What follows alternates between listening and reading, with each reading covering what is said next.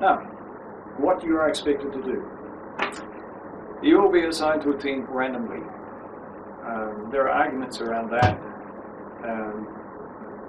and overall, it seems to be the best way. The reason for that random assignment comes from two places. One is that we sometimes have a prize for the best effort. I think that's now gone away. I don't think there was one last year, but it may come back. As soon as there's some sort of prize or some sort of award, everybody needs to start on a fairly even keel. So randomly assigning people to groups is the best way of achieving that. The second reason why they're randomly assigned to groups is because when groups were self-selected, we tended to get some groups who were a bunch of super hotshots, which is great, but we'd also get a group that really didn't have much expertise and much chance of getting there, really. And as a consequence, that was pretty bad. So randomizing everybody's group overcomes both of those problems. And although you may have some objection to it, it seems to be the best method and works best overall. So it's going to continue. Now, your first job as a team is to move from a collection of individual people you've never met before, or you may have done, into a fully functioning team. There are known methods of doing this, and we will try to step you through the things that we can do. Now, the feedback from the industry is that the best things that help get a group functioning reasonably well is to have a set of ground rules. This is things like, are you all going to meet in person? All right? How are you going to conduct yourselves in a meeting? Are you going to have a free-for-all? Are you going to have one person talks at a time, which is possible?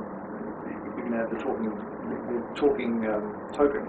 You can't talk unless you've got a token. Or some other method of sorting it out. Are you going to meet? How are you going to collaborate when you're not actually here at UTS in a tutorial? Let's work that out. How are you going to deal with work that's not completed on time? What happens when somebody's running late?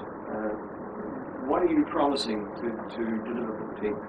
All of these team agreements are good things to have, and simply discussing and agreeing on those topics help to form the team. Now, there's no set format for the team agreement. It's one of those things that you look up and choose whichever one you want. There certainly are suggested lists. There are some templates around the place, and I think I've put a couple in the subject documents, and certainly pointers to them, but you can do what you want.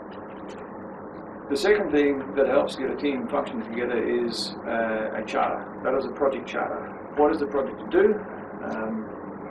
What's its quality expectations? What resources you've got, when's your deadlines, what's happening.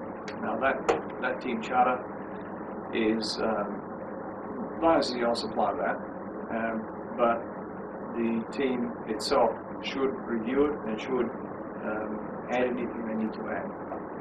Now this, for each team, this includes things like what tools are you going to use. We provide you with the default environment, but you may not like it, and you're free to go and use any other environment you want. Most teams decide that they will keep in touch using Facebook, for example, or they'll use Skype for meetings, or a combination of Facebook and Google Docs or something of that nature. And you're quite at liberty to do that.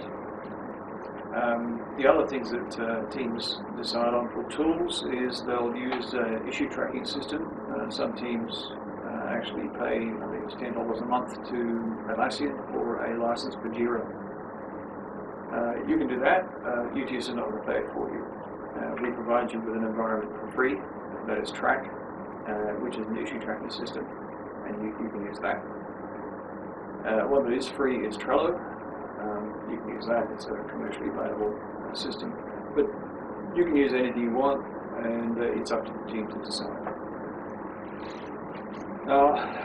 You will have different skills in your team, and you have to sort out who's going to do which jobs.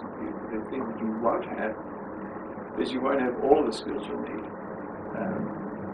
It just doesn't happen that way. So I'm sorry, but you're going to have to learn some things. So we have observed over the years that groups that turn into a fully functioning team fastest work best. That is, they get the best results.